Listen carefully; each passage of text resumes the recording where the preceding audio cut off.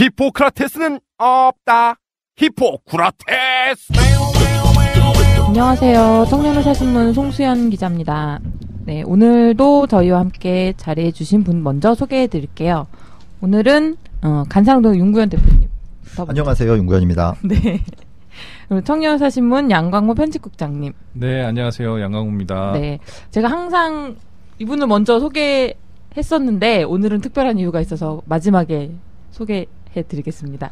경희대 박재현 교수님. 예, 안녕하세요. 박재현입니다. 네. 예, 제가 마지막에 소개하는 이유는 이번 녹음이 마지막이 될 것 같아서 그렇습니다. 예. 네, 네, 너무 아쉽습니다. 사실은 예고는 돼 있었어요. 저희는 그렇죠. 인정하고 싶지는 않았지만 이렇게 해외 연수를 가시는 거죠. 1년간 연구년으로 미국에 이제 제가 이제 의료윤리 전공이니까 1년간 미국에서 워싱턴에서 1년을 보내게 됐습니다. 네. 네. 정말 아쉬운데 잡을 수가 없네요. 네. 더 좋은 분이 이제 가셔서도 계속 저희 청년의사 글은 써주시기 때문에 글로 꼭 만나보시도록 하셨으면 좋겠습니다. 네, 오늘 박 교수님 마지막 녹음이어서 좀 아쉽긴 한데요. 또 말을 더듬는 거 보니까 별로 안 하시니까 개운한 거 아니에요 혹시? 제가 웃음을 안 웃으려고 했거든요. 좀 이런 이유가 있어요. 네. 안티팬까지 생겼어요. 제가 좀 덜 웃어야겠다. 그리고 좀 차분히 조용히 발음도 똑바로 해야겠다라고 다짐을 하고 들어왔는데 또 처음부터 또 이렇게 또 웃네요. 근데 송 기자는 웃는 게 매력 있어요. 근데 처음 들으시는 분들은 싫으신가 보더라고요. 그 사람에 대해서 이해하지 못하면 웃는 게 싫을 수도 있습니다. 근데 얼굴 한번 딱 보시면 모든 게 용서가 됩니다. 이게 칭찬이에요, 여기에요. 칭찬이지. 안티팬도 팬은 확실한 것 같아요. 그렇게 또 받아들이면 감사합니다. 무플보다는 악플이 낫다라는 연예계의 절대 진리가 있지 않습니까? 윤건 대표도 알고 보면 좀 별로 좋지 않은 병이 있어요. 무플보다는 이제 악플이 낫다는 거예요. 너무 친의사다. 네, 그런 평이 올라오긴 했더라고요. 그 얘기는 많이 듣죠. 네. 거의 저희가 리플이 없잖아요. 요즘은 그래도 좀 올라오기 시작했어요, 반응이. 참다 못 참아가지고 이제는 도저히 개선되는 걸 바랬는데 그렇더라고요. 네. 도저히 개선이 안 되는 것 같으니까 의견을 남기시고 난 떠난다 이런 반응이세요. 제가 고칠 테니까 다시 돌아오세요.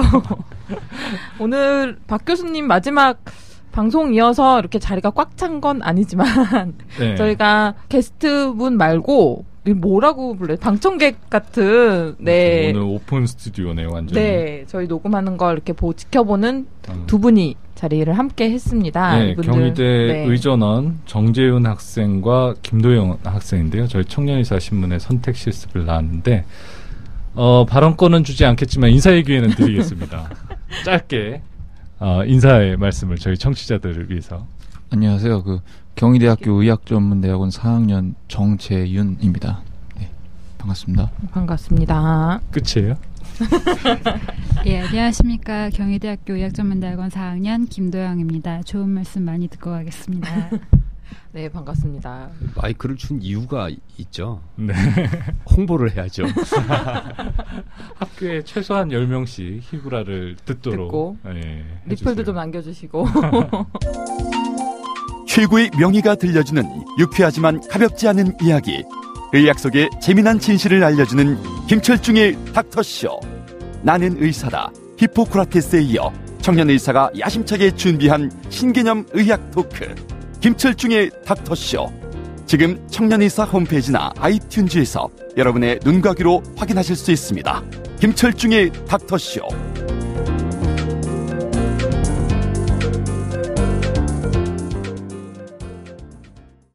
저희가 이 방청객 두 분 말고 게스트도 한 분 모셨는데요. 오늘 저희가 이야기를 나눌 주제와 밀접하게 관련돼 있는 분입니다.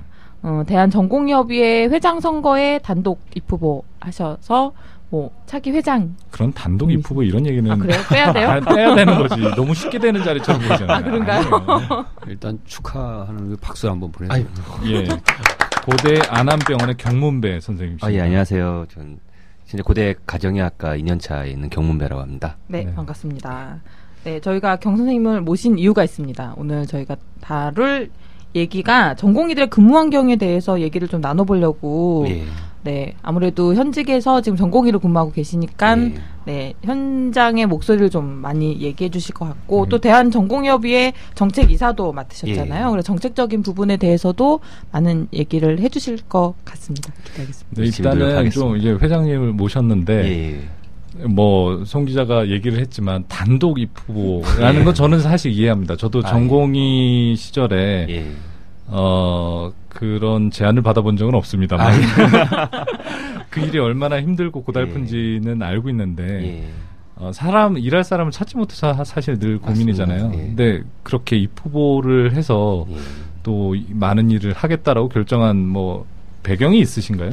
사실 뭐 전 대한전공의협의회가 원래 처음에 있는 줄도 몰랐습니다. 제가 처음에 이제 있는 줄도 몰랐는데 어떻게 연이 돼가지고 작년에 1년 동안 이렇게 일을 하게 됐는데 일을 하면서 사실은 뭐 여러 가지 어떤 그런 문제점들도 많이 느끼고 뭐 여러 가지 경험도 해봤지만 근데 우선적으로 뭐 어떠한 일이든지 간에 결국 각각 그 병원들에서 이렇게 전공의들이 사각지대에 놓여가지고 자기가 되게 힘들고 되게 어려운데 말 못하고 있는 전공의들을 많이 봤거든요. 그래서 그런 전공의들한테 어떻게 보면 손을 내밀어 줄 수 있는 유일한 집단이 대한전공의협의회라는 생각이 들었고 그래서 그런 것들을 좀 잘 이어가고 싶은 마음이 생겨서 제가 그런 뜻을 좀 의미 있는 일을 해보고 싶어서 그렇게 해서 좀 뜻을 갖게 됐습니다. 그리고 1년차 때서부터 그러면 사실 1년차 후반부터 일을 했는데요. 1년차 후반에는 저도 전공의인지라 병원에 많이 매여 있어가지고 사실 1년차 때 일을 많이 못했었고 2년차 올라오면서 조금 이제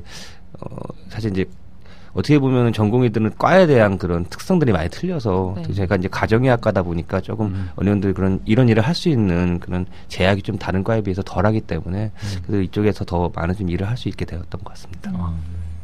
경 선생님이 말씀 잠깐 하셨는데 왜 대한전공의협의회 일을 1년차 때 많이 할 수 없었는지는 이제 저희가 앞으로 얘기를 하면 그 이유를 알 수 있을 겁니다. 네.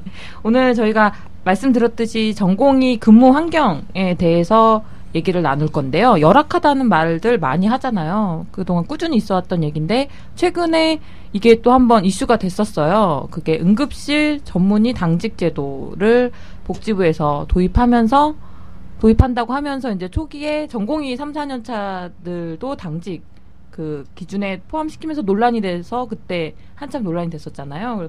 그래서 결국은 빠졌는데 전공의 협의회며 전공의들이 반발이 심하게 했었죠. 그 업무 로딩이 더 심해진다 이러면서 반발해서 결국은 3, 4년 차 전공의는 그 규정에서 빠졌는데 왜 반발할 수밖에 없었는지에 대해서 좀 앞으로 쭉 얘기를 나눠보면 될 것 같습니다. 네. 일단은 전공의들의 업무 강도 어느 정도라고 설명을 해주실 수 있습니까? 뭐 일단 2010년도에 대한전공의협의회에서 조사한 자료를 보면은 주당 한 100시간 가까이 평균적으로 저희가 일을 하고 있고요.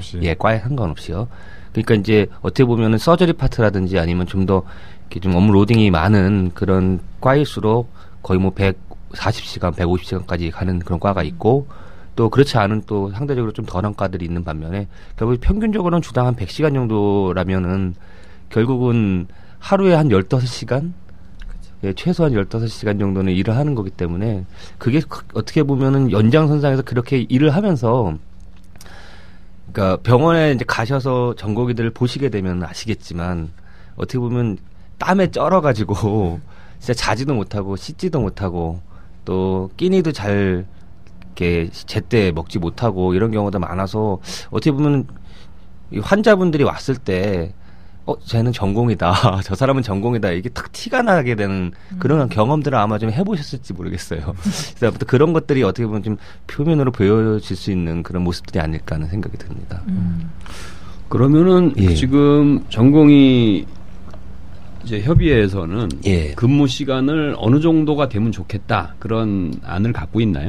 일단은 사실 뭐 근무 시간 문제에 대해서는 뭐 이게 어떻게 보면 이제 전공의가 정말 근로자인가에 대한 그런 사실 개념부터가 먼저 좀 시작이 돼야 되는데요. 사실 뭐 어떻게 보면 두 가지 어떤 이중적인 신분을 갖고 있습니다. 전공의는. 왜냐하면 이제 피교육자로서의 어떤 그런 신분이 있고 사실 또 그만큼 또 우리가 병원에서 근로를 하기 때문에 그런 노동자로서 근로자로서의 그런 속성을 갖고 있는데 근데 이제 인간으로서 사실은 어떤 영위해야 될 그런 근무 시간 이런 것보다도 저는 어떤 의사든지 간에 그러니까 어떠한 상황에 대해서 항상 환자에 대해서 생각을 하고 환자를 진료하기 위한 그런 마음가짐은 누구나 다 있다고 생각합니다. 의사들은. 그런데 그런 의사들이 그런 마음가짐을 갖고 하기 위한 그런 좋은 환경을 만들어주는 게 제일 중요하다고 생각을 하거든요. 그래서 그런 좋은 환경을 만들 수 있는 거, 환자한테 최선을 다할 수 있는 그런 환경을 만들어줄 수 있는 게 가장 중요하다고 생각을 하는데, 그러기 위해서 필요한 것들이 결과적으로는 어떤 정해진 그런 어떤 그러니까 최소한의 어떤 그런 그 근무 시간의 상한제 이런 것들이 좀 필요하다고 생각을 하고요. 저희 입장에서는 사실 미국은 현재 그 ACGM이라고 해서 그 미국 전공의 수련평가위원회가 따로 있고요. 그쪽에서 주당 80시간을 일단은 그 전제를 하고 있는데, 뭐 저희 한국에서도 어느 정도 한 80시간 정도로는 저는 최소한의 그 테두리를 잡아놓고는 있습니다. 예. 참고로 일반 근로자 같은 경우에는 노동법에서 40시간을 기준으로 삼고 있죠. 예. 실제로는 좀 더 하는 데도 많이 실제로는 이번에 뭐 송 기자 좀 40시간이라는 거에 대해서 어떻게 생각하십니까? 그런 규정이 있긴 있는데 기자도 40시간을 잘 못 지킬 수밖에 없는. 그래도 100시간까지는 아니니까요. 최근에 이슈가 됐던 게 시간의 근무에 대한 제한이 있는데, 그 주말 근무는 또 예외가 돼 있어서 그거를 없애겠다고 노동부에서 얘기를 했다가 뭐 다시 뒤집어지고 이런 좀 우여곡절이 있었죠.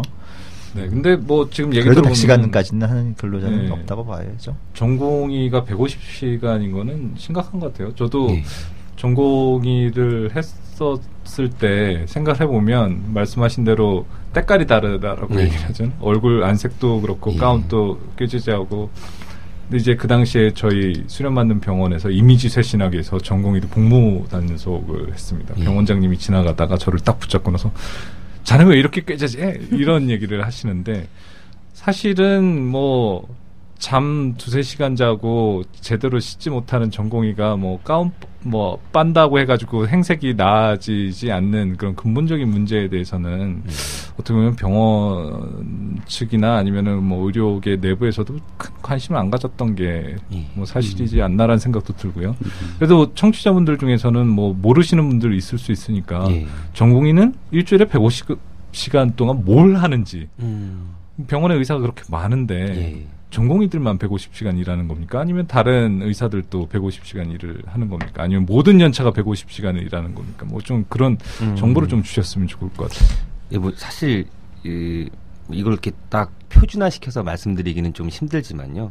대체로 이제 수련이란 개념을 갖고 가기 때문에 수련이란 개념을 가지고선 보통은 이제 전공의들이 1년차부터 4년차까지 이렇게 나뉘어져 있습니다. 그래서 이제 어떻게 보면은 수련을 좀 더 많이 받고 경험이 있는 그런 3년차나 4년차 전공일수록 이제 조금은 더 어려운 환자들, 응급 환자들이라든지 아니면은 중환자실 환자들, 이렇게 좀 병원에서 좀 더 심혈을 더 기울여야 되고 좀 더 더욱더 그 큰 경험을 가진 그런 의사가 맡아야 될 그런 환자들을 대부분 맡고 있는 거로 알고 있고요.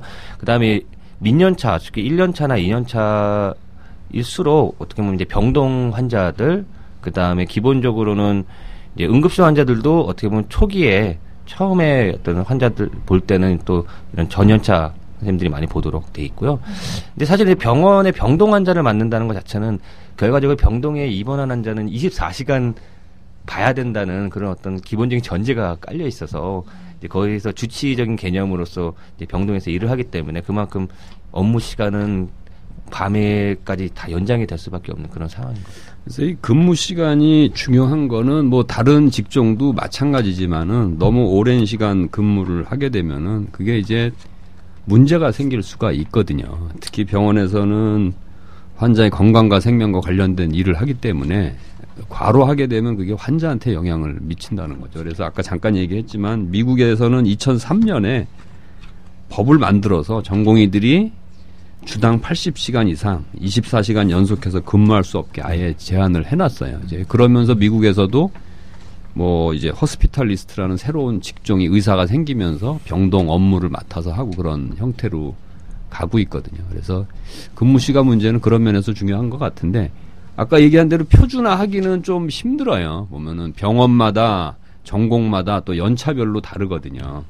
1년 차에 아무래도 일이 집중되고 3, 4년 차 되면은 조금 일도 수월하고 그렇거든요. 그래서 이거를 아주 일률적으로 모든 전공의가 일주일에 뭐 150시간 근무하는 것도 사실은 아니고 또 병원이라는 특성상 일이 몰리고 환자가 많으면은 그렇게 일을 하기도 하지만은 또 여유 있게 보낼 때도 있는 거거든요. 그렇죠.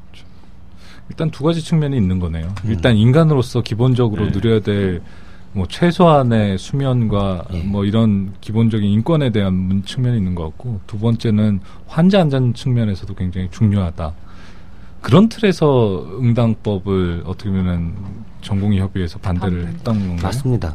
예, 맞는 얘기고요. 그러니까 사실 어떻게 보면은 그러니까 응답법의 가장 취지는 신속하고 효율적인 응급 의료 서비스를 하겠다는 건데, 과연 그게 이제 어떤 의사들한테 혹사된 노동으로서 됨으로 인해서 오히려 실제로 온 환자들한테 제대로 된 진료를 할 수가 있을까에 대한 생각을 좀 많이 하거든요.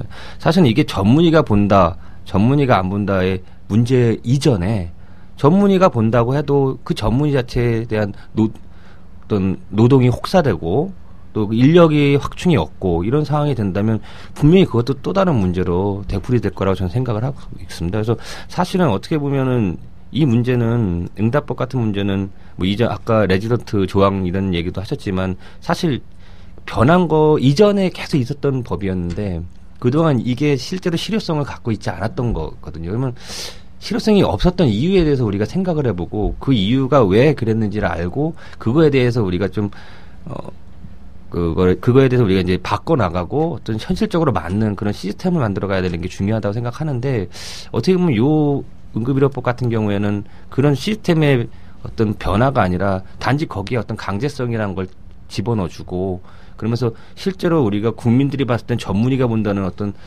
좀 입맛 좋은 그런 얘기들을 통해서 사실은 어떻게 보면 더욱더 이 응급의료법 자체가 실제 목적에는 맞지 않는 그런 법이 되지 않을까라는 좀 우려가 있습니다.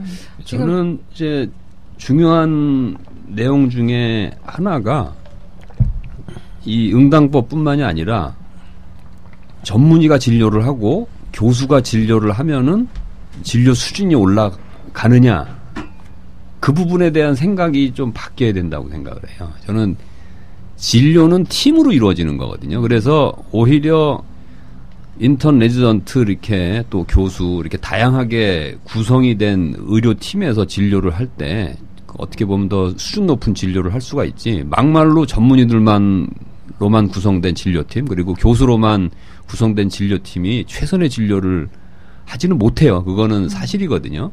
그래서 레지던트가 전공의가 진료를 하면은 수준이 떨어진다, 최선의 의료를 제공하지 못한다, 그런 개념부터 좀 바뀌어야지 이 문제가 풀려나가지. 아니, 막말로 우리나라의 뭐 모든 의사가 전문의로 다 채울 수는 없는 거 아니에요. 그렇죠. 이게 그 전에 아까 경 선생님 말씀하셨듯이 그 원래 있던 규정인데 실효성이 없어서 적용이 안 됐다가 이번에 문제가 되게 된 게 법이 좀 바뀌면서 지키지 않을 경우에는 처벌 규정이 생겨서 문제가 된 거죠. 그 부분 좀 설명을 해드리려고요. 200만 원, 그러니까 당직 전문의를 응급의학과에서 응급 환자가 발생해서 당직 전문의를 불렀을 때 당직 전문의가 오지 않으면 그 의료기관에는 과태료 200만 원이 부여되고, 그 오지 않은 당직 전문의한테는 면허 정지라는 처분이 내려지게 되는 거죠. 이런 처벌 조항이 생기면서 좀 논란이 이게 커지고 있는 거죠. 정확히는 문제가 생겼을 때, 그러니까 환자한테 문제가 생겼을 때 처벌이죠. 그러니까 무조건 안 와서는 아니더라고요. 그래요? 네. 그러니까 심각한 문제가 생겼을 때이고, 그리고 그 자격정지 6개월과 이제 그러니까 그게 이제 무조건 면허 정지는 아니고. 응당법 얘기를 잠깐 하자면 전공의협의회 입장에서 봤을 때에 어쨌든 로딩이 들어간다라는 이유 때문에 3, 4년 차 문항을 빼는데 굉장히 큰 역할을 한 거는 사실이거든요. 근데 그렇게 빼고 나니까 또 문제가 또 복잡해진 것 같아요. 네, 무슨 말씀인지. 예, 그 부분에 대해서는 뭐 의료계 내부에서도 약간의 원망의 목소리를 좀 들을 수도 있고, 현장 전공의들 입장에서도 또 아시다시피 뭐 지도 전문의가 나와야 되는 상황에서 전공의가 동원 안 될 수 없는 상황인데 그나마의 자율성마저도 빠진 것 아니냐. 현실적으로 3, 4년 차가 진료 보게 하는 게 뭐 맞는 얘기는 아니었느냐. 뭐 맞는 얘기 아니냐. 뭐 이런 지적도 있는데 그 부분에 대해서는 근데 사실 실제로는 제가 이제 아직은 지금 이제 시행된 지가 얼마 안 돼서 아직은 그 각 병원에서 어떤 문제점이 생기는지 저희가 좀 주의 깊게 지금 지켜보고 있고, 그다음에 각각 그 어떤 전공의들이 이로 인해서 뭐 또 더욱더 이전보다 더 혹사를 당한다든지 아니면 어떤 다양한 그런 어떤 부당한 처가 있다든지 더 힘든 부분이 있을지 저희가 그걸 일단은 지금 주시하고 있고 저희가 그걸 받을 생각입니다. 받을 예정인데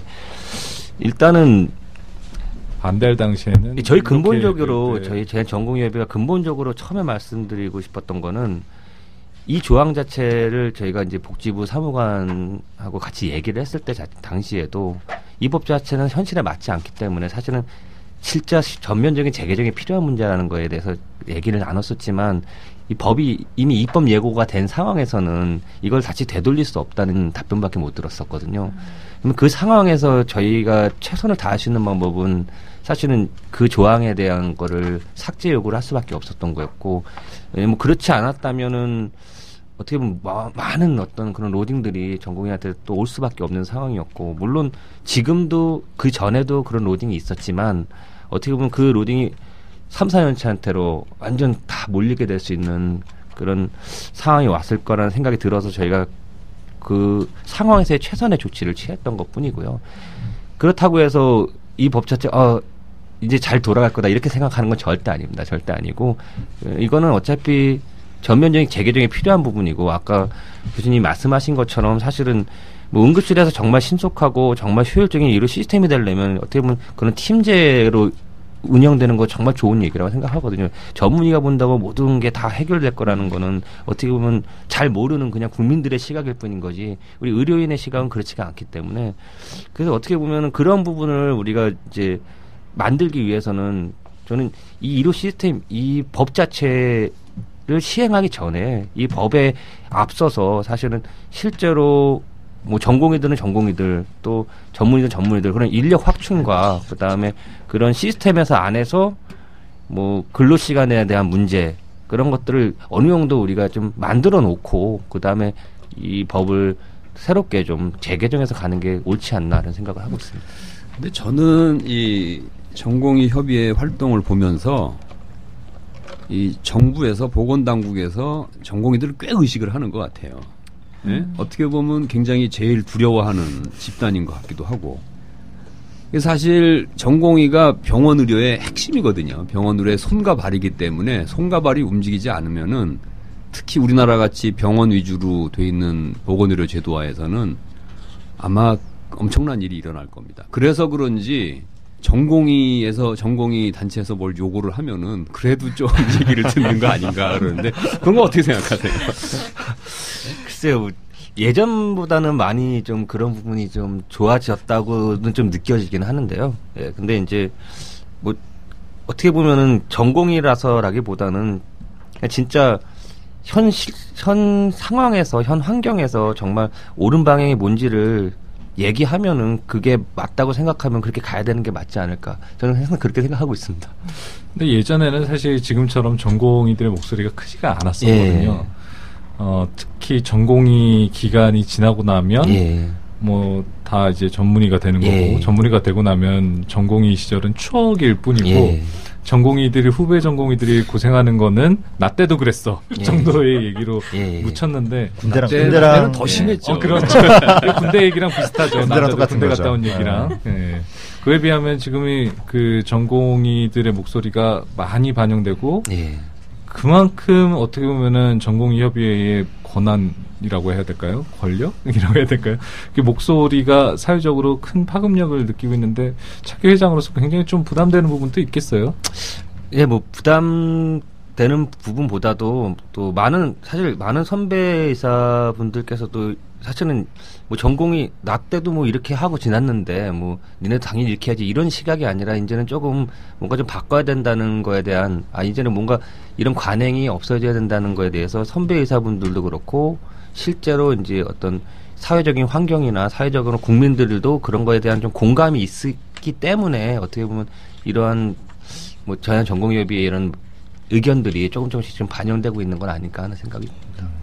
들으시는 분 중에 이 전공의들이 빠진다고 하면 병원에 어떤 일이 벌어질지 잘 감이 안 오시는 분들도 계실 것 같아요. 뭐 지금 현재 병원 진료명 의료시스템의 핵심이 전공의라는 얘기들을 많이 하긴 하는데 그 부분은 좀 하루 일과를 말씀해 주시면 어떤 일을 하기 때문에 이게 빠지면 정말 큰 문제가 생긴다라는 몇 시에 일어나서 어떤 일을 하고 어떻게 하고 몇 시에 잔다 그런 얘기를 하면은 정리될 것 같습니다. 뭐 아침 보통 한 6시쯤 일어나야 될 것 같아요. 그래서 6시예요? 예. 너무 늦게 일어나요. 나 때는 안 그랬는데.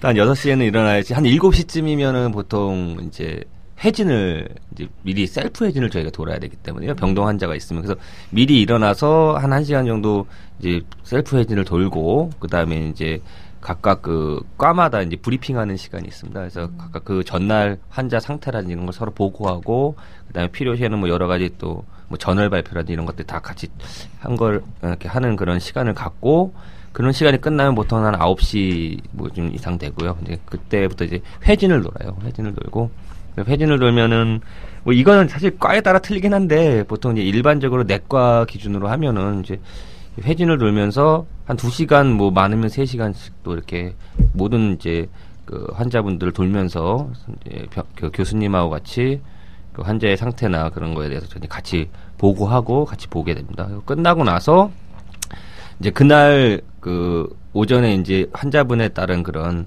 이제 어떤 교수님의 오더라든지 그다음에 그런 상황에 따라서 이제 저희가 오더 정리를 하게 되고요. 그러면서 이제 또 저녁 회진을 또 준비를 하면서 그러면서 이제 환자분들 뭐 여러 가지 또 그 불편한 점이나 이런 것들에 대해서 저희가 그 낮 시간에 보통 거의 다 해결을 하고 그 저녁에 이제 다시 저녁 오후 회진을 또 돕니다. 그래서 오후 회진을 또 쫙 돌고 오후 회진 끝나면 또 오후 회진 때 나오는 그런 오더들을 또 제가 정리를 하게 되고요. 정리를 하면서 이제 그날 당직 있는 사람들은 또 응급실도 같이 병행해서 보게 되고 그 다음에 또 이제 중환자실을 같이 보는 또 그런 전공의 같은 경우는 중환자실에는 거의 상주를 하게 되거든요. 중환자실 같은 경우는 이제 바로 응급되는 그런 상황들이 있을 수 있기 때문에 그래서 거의 그렇게 일을 하고 일을 마무리 짓고 또 뭐 예를 들면 내일 뭐 점심이나 아니면 오전에 발표할 거 있으면 발표할 거 준비해야 되고 하면은 보통 저녁 10시, 11시는 그냥 후딱 지나가게 되고요. 네. 그렇게 하다 보면은 이제 양에 따라 이제 환자분이 얼마나 많냐에 따라 좀 시간은 차이는 있겠지만 보통 12시는 그냥 후딱 넘어가는 경우가 많습니다. 그래서 새벽쯤에 돼가지고 이제 일이 끝나고, 그럼 그때 좀 취침에 들고, 거기다 이제 뭐 외과계 같은 데는 예를 들어서 복부 수술을 하면은 보통 3명, 4명이 한 팀으로 들어가거든요. 교수 혼자 아니면은 전문의 혼자 수술을 할 수 있는 게 아니기 때문에 그러면은 일과 시간에 수술을 또 참여를 해야 되고 또 응급수술이 있으면 뭐 밤에도 언제든지 해야 되는 그런 상황이고 또 마취과 같으면은 당연히 수술을 뭐 야간에 하면은 그것도 마취도 해야 되는 거죠. 그래서 레지던트라는 게 이게 이 말이 20세기 초에 미국에서 생겼대요. 그 병원이 있으면서 이제 병원 근처에 이제 집을 구하고 거기서 아예 상주를 하면서 그때부터 이제 레지던트라는 이름이 붙이고 그러면서 그게 전공이 그런 명칭으로 된 거거든요. 그러니까 말 그대로 병원에 거의 상주하는 먹고 병원에서 먹고 자는 사람이라는 어원이죠. 뭐 병원에 돌아가는 일을 거의 뭐 담당하고 있다고 보면 되죠. 그래서 병원에서 먹고 자자는 레지던트가 아닌 거죠. 대표적으로 얘기 나오는 게 100일 당직이라는 말을 하잖아요. 그 부분 100일 당직 100일 동안 병원에서 계속 맞습니다. 계속 당직을 하는 거죠. 그죠? 바깥에 나갈 수 없고 집에 갈 수 없고. 갑자기 생각이 나네요. 옛날에는 그 100일 당직 갑자기 당직을 처벌로 당직을 세우는 경우도 있었어요. 원래는 이제 스케줄에 따라서 며칠 근무하고 오늘은 이제 저녁에 쉬는 거다 그렇게 돼 있는데 뭔가 일을 잘못하면은 벌로 당직을 세워요. 그래서 언제까지 집에 가지 말아라 그러면 결혼한 사람도 집에 못 갑니다. 낯선 풍경일 수도 있는데요. 가족들이 빨래를 가지러 병원에 와서 새빨래 한 거를 주고 빨래한 거 가져가고 그런 풍경이 요즘에도 계속되고 있다는 얘기죠. 100일 당직 때는 그 속옷하고 양말 한 100켤레씩 아예 들고 들어가서 거의 빨래할 시간 별로 없고 하니까 그냥 쓰고 버리고 이런 사람도 있습니다. 네. 이게 참 이번 논란에서 좀 안타까웠던 게 아까 교수님께서 잠깐 말씀해 주셨는데 미국이 그 전공의 근무 시간을 80시간으로 이렇게 제한하게 된 계기가 우리나라처럼 응급실에서 벌어지는 사고 때문에 이게 제한하게 된 거였거든요. 근데 우리나라는 똑같이 이번에 이 응급의료 비상호출, 비상진료 체계를 구축한 이유도 그 대구에서 발생한 사망 사건 때문에 발생했는데 우리나라는 그런 근본적인 것부터 해결하기보다는 그냥 그 응급환자 진료를 전문의가 해라, 3, 4년차가 해라 이렇게 그냥 바로 들어가서 그 부분이 좀 아쉬운 것 같아요.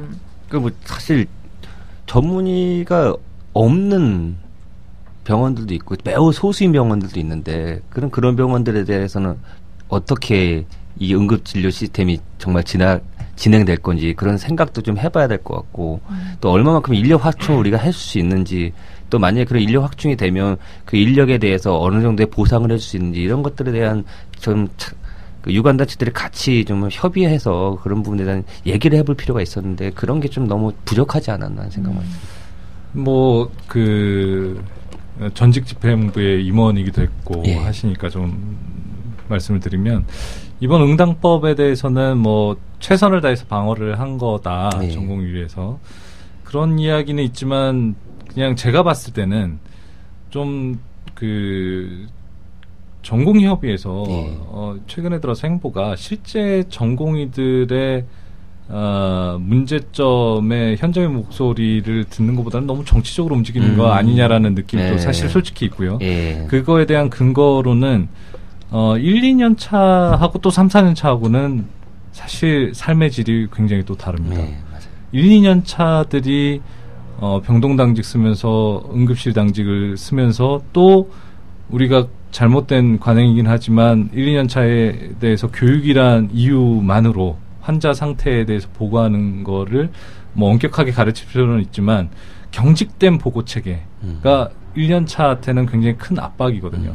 의학적인 지식이라든지 경험이 부족한 상태에서 완벽한 보고라는 게 사실 어려운 부분이 있는데 그런 부분에 대해서 가끔 사고가 터졌던 거고 그 경직된 부분이 사실상 그 경북대 사건도 아마 배경에는 좀 깔려 있을 거예요. 보고 다른 과든 아니면 자기 소속돼 있는 과에 4년 차든 교수들 보고하는 건 굉장히 어려움이 있기 때문에 이 부분은 좀 덜어줬어야지 되는 게 맞고 현실적으로 3, 4년 차가 담당하는 부분은 물론 제가 3, 4년 차라면 1, 2년 차 때 똑같은 경험하고 나서 3, 4년 차 때 해야 돼 라는 생각이 들긴 하지만 그거는 지금 전공의들이 처우가 개선되지 않았던 관행과 똑같은 문제라고 본다면 3, 4년 차 당직선에서 어떻게 정리를 하고 분위기를 바꾸는 쪽으로 개선책을 내놨어야지 되는 것 아니냐라는 생각을 개인적으로 합니다. 이거에 그 대해서는 전에 경직된 보고 체계라고 하셨는데 뭐 의사분들이나 생활하셨던 분들은 그 말 자체로 이해가 되긴 하겠지만 잘 모르겠거든요. 포함해서 설명을 해주시죠. 보고 체계라는 게 어떤 건지. 그러니까 뭐 경직된 보고 체계라는 거는 이제 전연차 선생님이 보시고 그거를 이제 고년 선생님한테 컨펌을 받고 이런 어떤 체계에서 이제 내가 잘못했을 경우라든지 내가 좀 얘기하기 어려운 부분 내가 왜냐면 그만큼의 의학 지식이 좀 적고 경험이 적기 때문에 그런 부분에 대한 어떤 압박이라고 생각하는데요. 근데 물론 말씀하신 말이 틀린 말씀은 아니라고 생각을 해요. 하는데 이제 어떻게 보면은 제가 생각하는 거는 3, 4년 차 이전에 사실은 현재 우리가 해왔던 현재 체계가 그렇게 틀린 체계라고 생각하진 않거든요. 예를 들면 인턴 선생님이 보시고 전연차 선생님이 보시고 왜냐면 인턴 선생님, 전연차 선생님이 보신다고 해서 그분들이 실제적으로 그분들의 판단을 통해 가지고 환자를 보는 경우는 거의 드뭅니다. 사실은 물론 아주 경증인 경우 외에는 그렇지만 대부분은 다 고년차에 컨펌을 받게 되고 또 현재 뭐 정말 생사를 가를 수 있는 그런 응급 상황 예를 들면 급성 심근경색이라든지 뭐 위장관 출혈 이런 경우 같은 경우는 실제로도 지금 당직 전문의가 상주를 하고 있는 상황이고요. 그들이 직접 술기를 해야 되기 때문에 그래서 이제 현재 시스템 자체는 사실 그렇게 큰 문제가 없는 시스템이고 어떻게 보면은 수련의 의미도 어떻게 되면 포함될 수 있는 의미라고 저는 생각을 하고 있고요. 만약에 이제 3, 4년차가 어떻게 보면 가장 응급실 당직을 계속 쓰게 된다면 어떻게 보면 이건 지금 당장에는 1, 2년차 때 응급실이라는 걸 경험해봤던 3, 4차이기 때문에 어떤 경험이 좋다고 생각하지만 결과적으로 1, 2년차가 응급실을 못 보게 되는 상황이 됐기 때문에 오히려 1, 2년차가 다시 3, 4차가 됐을 경우에는 경험이 미천한 3, 4차가 될 수밖에 없는 또 어떤 그런 문제점도 있기 때문에 어떻게 보면 시스템은 사실은 지금 시스템이 지금 대부분 전공의들한테 제가 또 돌아다니면서 좀 물어봤을 때는 이전 시스템이 오히려 마음이 더 편하다는 얘기를 좀 하고 있습니다. 예. 저희가 사실 질문 드린 거는 뭐 경험에 대한 압박도 있지만 사실은 근무 시간에 대한 로딩도 연차별로 다르거든요. 예. 1, 2년 차가 너무 과중한 로딩을 받는 거는 사실이거든요. 맞아요. 1, 2년 차 특히 1년 차는 뭐 인턴 선생님들한테는 좀 안 좋은 얘기지만 인턴보다 더 힘든 게 1년 차입니다. 맞아요. 1년 차 때의 그 압박 때문에 사실 1년 차 때 한 번씩 도망가는 전공의들도 있고 갑자기 제가 이렇게 마음이 아프네요. 도망간 적 있으신다면서요? 네, 저도 뭐 그런 경험이 있었고 뭐 도망가신 적이 있나 보네. 네, 이따가 여러 번 밝혔습니다. 반성하고 있습니다. 아무튼 그 굉장히 로딩이 많은 1년 차에 대한 배려를 맞아요. 전공의 협의회 마저도 안 한 것 아니냐라는 사실은 비판을 하고 싶은 거예요. 1년 차를 어떻게든지 개선해 주지 않으면은 이 고질적인 문제가 맞습니다. 해결이 되지 예. 않는다라는 맞습니다. 지적을 하고 싶었던 거예요. 1년 차가 업무 로딩이 많은 이유가 기본적으로 하는 거 외에 잡일이 많아서 그런 거예요. 잡일도 많고 또 배워야 되는 상황이니까 이제 이미 배웠던 3, 4년 차보다는 새롭게 배워야 되는 것들이 많기 때문에 또 그만큼 로딩이 더 많아질 수밖에 없어요. 그러니까 의료의 특성상 이제 어느 정도 이제 비슷한 지식이나 이제 기술을 갖고 있으면은 가능한 많은 환자를 보면은 그만큼 실력이 늘어나게 돼 있거든요. 그래서 일종의 뭐 전통 비슷하게 1년 차 때 그 어려운 거를 견뎌내고 한 단계 올라서면은 그 다음에 또 실력이 많이 향상된다. 그런 생각들도 사실 좀 있는 것 같아요. 그리고 아까 말씀하신 것처럼 나도 1년 차 때는 다 그렇게 했어 하면서 거쳐가면서 거기만 버티면 된다 그런 생각들이 있다 보니까 어떻게 보면 효율적으로 이렇게 일을 좀 분담을 해서 1, 2, 3, 4가 적당하게 해야 되는데 1년 차한테 일을 왕창 주니까 이제 그런 것도 현실적으로 문제가 되는 건데 이제 그거를 왜 전공의 협의에서 좀 더 노력하지 않느냐 이제 그런 게 맞습니다. 실제 저도 제가 이제 지금 차기 이제 집행부가 되면은 사실 그런 부분을 저희가 좀 생각을 하고 있거든요. 근데 그 부분에 대해서는 어떻게 보면은 이제 이 근로 시간에 대한 어떤 상한제나 그다음에 저는 이제 제가 지금 좀 추진하고 싶은 가장 중요한 것 중 하나가 이제 근로계약서라는 문제에 대해서 저희가 좀 앞으로 다루고 싶은 중요한 문제거든요. 그래서 그런 부분에 있어서 사실 어느 정도 그런 환경이 시스템이 되게 되면 그 다음에 그 안에서의 어떤 업무 분장이 되지 않을까 하는 생각이 들거든요. 그런 한계가 없이 그냥 알아서 업무 분장해라 이러면 절대 안 되거든요. 그래서 어떤 그런 바탕을 먼저 깔아주고 그런 시스템을 먼저 만들어주면 그 다음에는 그 안에서 굳이 1년 차한테 다 줄 수가 없는 그런 환경을 만들어주시면 그러면 이제 어느 정도 업무를 효율적으로 좀 더 중한 일은 윗년차들이 더 경험 있는 사람이 볼 수 있게끔 해서 많을 수 있다고 저는 생각을 합니다. 그래서 그런 부분이 먼저 선행돼야 되지 않을까.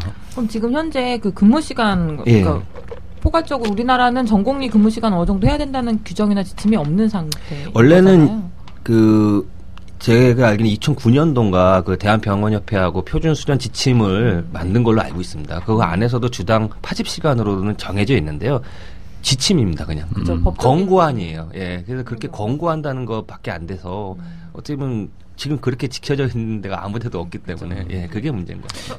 실은 정확히 근무 시간을 측정하기가 좀 어렵죠. 자다가 불려 나오면 일하는 거고. 그걸 다 잴 수는 없으니까요. 그럼 그거를 이게 규정화해서 좀 효력을 갖기 위한 노력도 하고 진행하고 계신가요? 예, 사실은 뭐 이제 그러니까 우리가 모든 거를 딱 뭐 81시간 되면 안 된다 이렇게 할 수는 없지만 그래도 적어도 이런 부분에 대해서 우리가 어느 정도 감시와 견제와 평가를 할 수 있는 게 제일 필요하다고 생각을 하고요.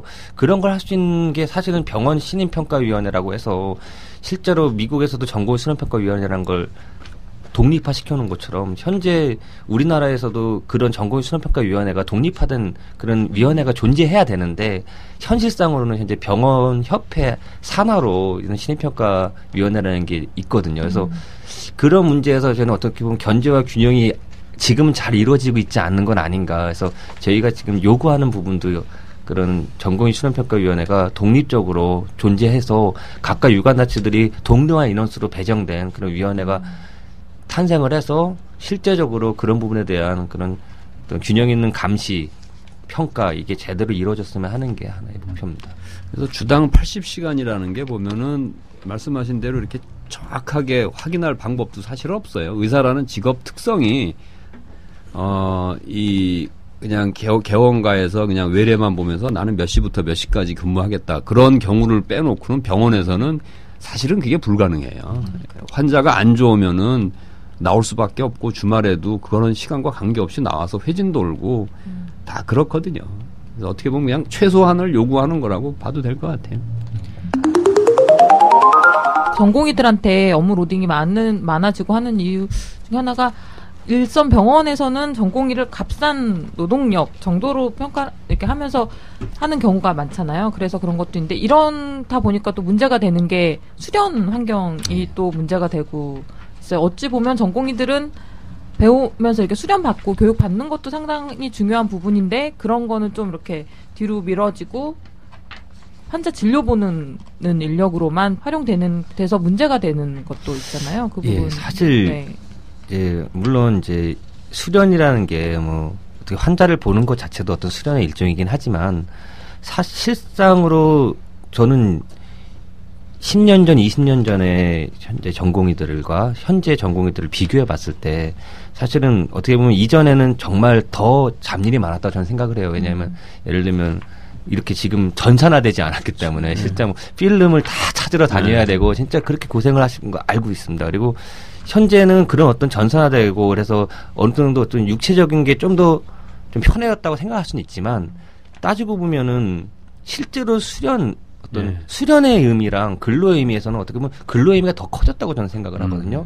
왜냐하면 실제적으로 우리가 수련을 통해 가지고 전문의가 되었을 때 요즘에 펠로우로 해서 전임의를 거의 다 대부분 가야 되는 그런 상황이 됐다면 전임의 때 전공의 때 못했던 것들을 실제적인 것들을 더 서브스페셜하게 배워야 되는 그런 하나의 단계로서 요즘엔 이루어지고 있어서 이전에는 펠로우라는 제도가 그렇게 활성화되지 못했었고 오히려 전공의 때 더 많은 술기들과 그런 것들을 완성하고 나왔다면 요즘엔 좀 더 그런 부분에서는 더 배우는 수련적인 면이 더 예전보다는 더 줄어들고 오히려 근로적인 면이 더 많아진 건 아닐까 하는 그런 생각이 많이 좀 보충 설명을 하면은 외과계 같은 경우에는 이제 전임의 제도가 없을 때는 4년 차를 마치고 전문의를 따고 나가면은 웬만한 수술을 할 수 있는 능력을 갖췄거든요. 그리고 내과 같은 경우에서도 뭐 모든 그 전문의가 다 내시경을 할 수 있는 건 아니지만 웬만큼 자기가 관심 있고 노력을 하면은 내시경을 위내시경 같은 경우 할 수 있는 능력을 갖추고 나가는데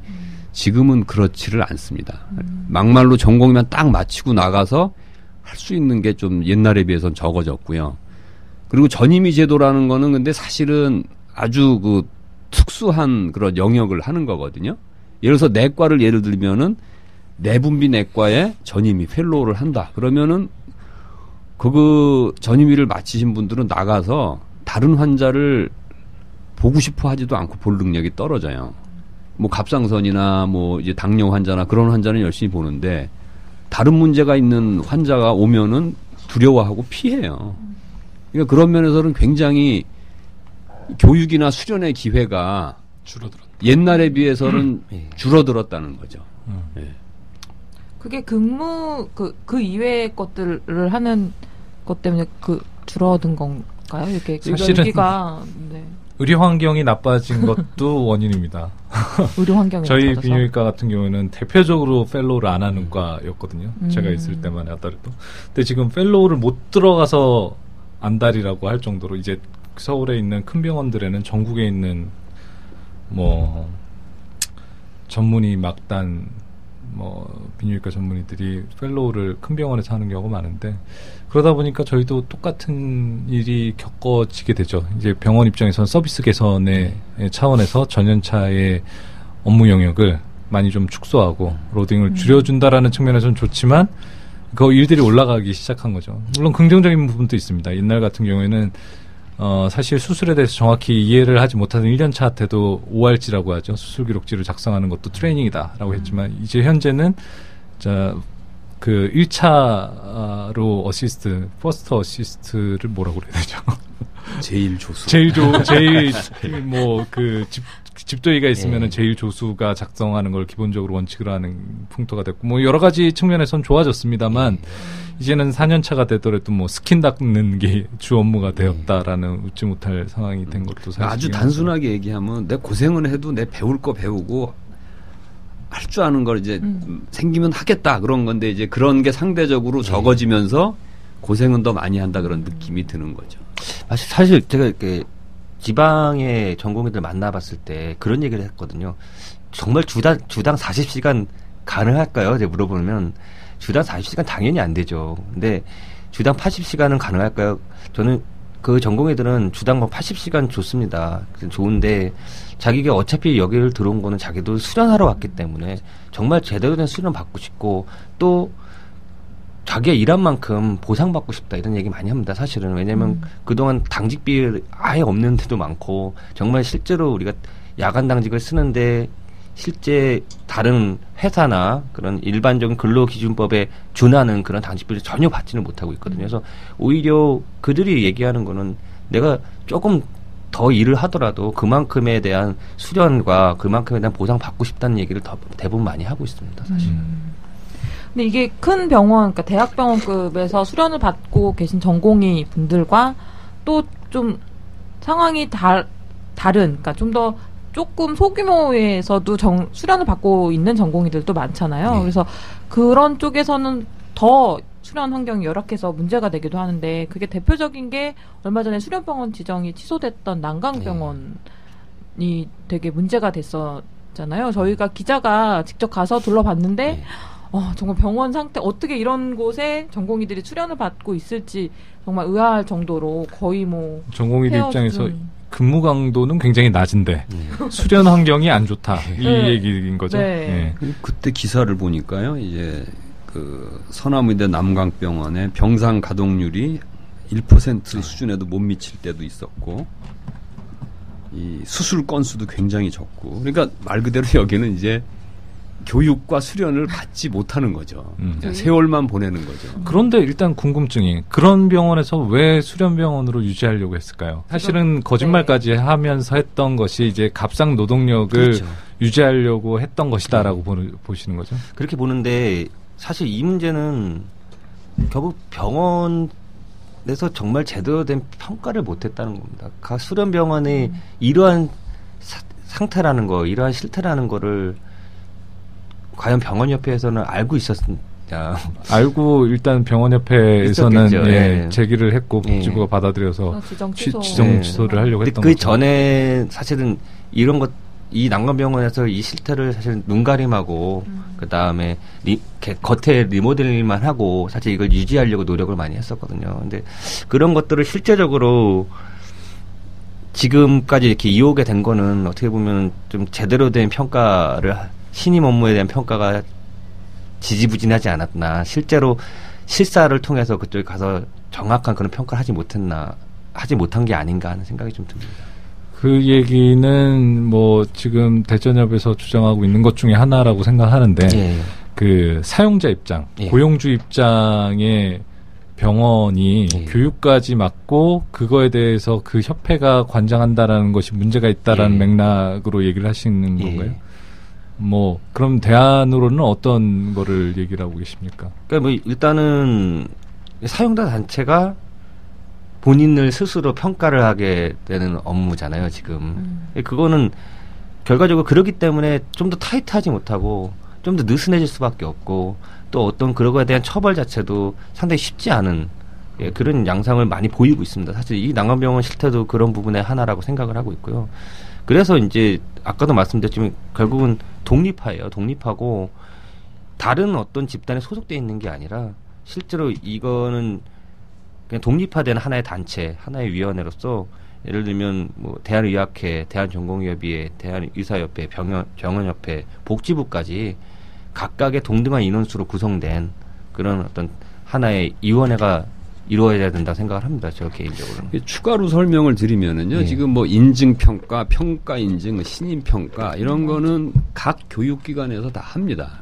혹시 유치원 어린이집 지나가시면서 뭐 신임평가, 평가신임, 뭐 우수기준 통과 그렇게 해가지고 유치원마다 플랜카드 붙여놓고 합니다. 이거는 그러니까 유치원부터 이런 대학 교육까지 교육기관이 평가를 받는 겁니다. 이게 학생들을 제대로 교육을 할 수 있는지 그런 충분한 뭐 인력이나 시설이나 그런 교육 과정을 갖췄는지 평가를 하는 거거든요.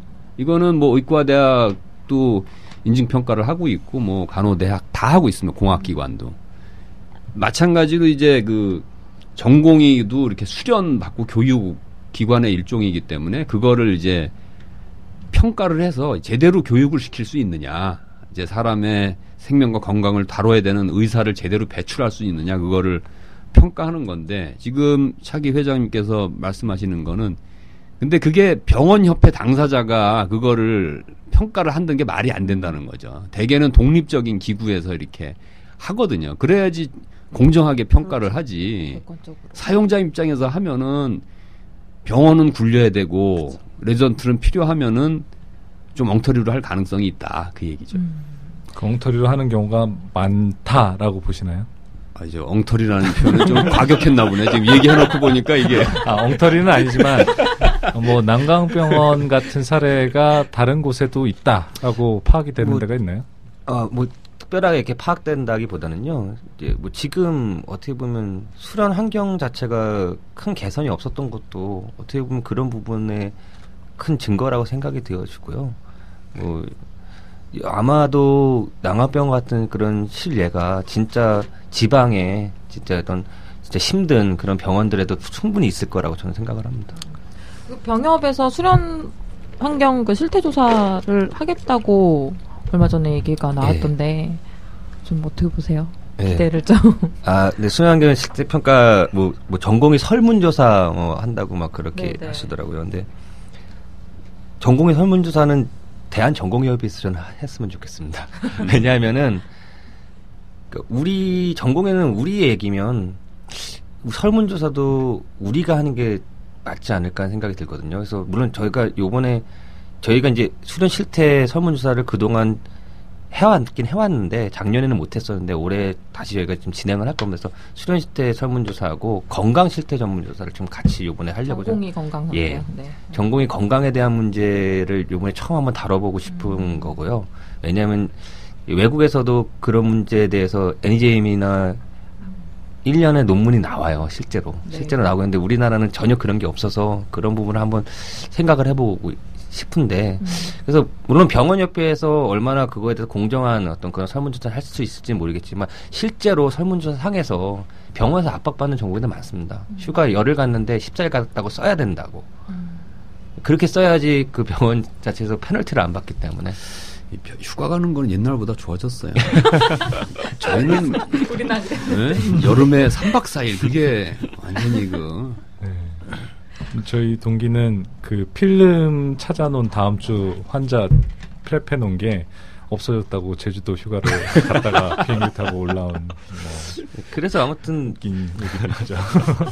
긴 빼는 얘기를 지금 해서 아무튼 결국은 그렇게 하는 설문조사가 정말 또 바른 제대로 된 진짜 실제 목소리를 낼 수 있는 설문조사 될까가 좀 의문입니다. 사실은. 그 설문조사 결과가 정말 정확한 전공의들이 답을 한 건지. 답을 한 건지. 아까 윤 대표님이 그 중대한 불이익이 있을 경우만 면허정지 처분이 부과될 수 있다라고 하시고 자료를 찾으시느라고 지금 침묵을 하시고 있는데 지금 한참 전에 찾았고요. 근데 자료를 일단 읽어드리면 이게 복지부의 QA 자료입니다. 그래서 그 QA 자료 자체가 하도 논란이 되다 보니까 이게 진정 차원에서 이제 해석을 이렇게 해준 거네요. 그래서 여기 9번의 Q&A에 보면 응급실 근무의사가 당직 전문의에게 진료 요청하였으나 특별한 사유 없이 당직 전문의가 오지 않았을 경우에는 어떻게 되나요? 라고 질문에 답변을 복지부 Q&A인데요. 해당 응급의료기관에는 200만 원의 과태료가 부과되고 제32종 2항을 위반하여 응급환자에게 중대한 불이익을 끼친 경우에는 해당 당직 전문의에게 면허 정지 처분이 부과될 수 있음을 알려드립니다. 왠지 이게 맥락을 좀 봐야 되는데 맥락상 이 법안이 그렇게 무리한 건 아니에요라는 뉘앙스를 끼치기 위해서 말을 참 여러 번 꼬았다라는 느낌이 사실은 저 개인적으로 들고 중대한 불이익이라는 것도 판단이 애매하고 위반하였다라는 거는 면허 정지 처분이 부과될 수 있음을 알려드립니다가 사실 뭐 객관적인 팩트가 아닐까라는 생각이 드는데 지금 실은 그 법안을 봤던 자료가 어딘지 못 찾아가지고 아무튼 윤 대표님이 하신 얘기는 근거 없는 얘기가 아니었다라는 게 중요한 사안이고 복지부도 그렇게 Q&A에서 밝혔네요. 그러니까 Q&A가 법안이 지금 어딘지 모르겠는데 법안에서는 그 면허 정지 처분하고 의사한테는 6개월 이하의 뭐 그러니까 정지 뭐 이 정도의 법안도 있고요. 그러니까 이게 일괄적으로 다 면허 정지는 아니고 그 벌어진 상황에 따라서 처분이 좀 달라질 수 있는 것 같고요.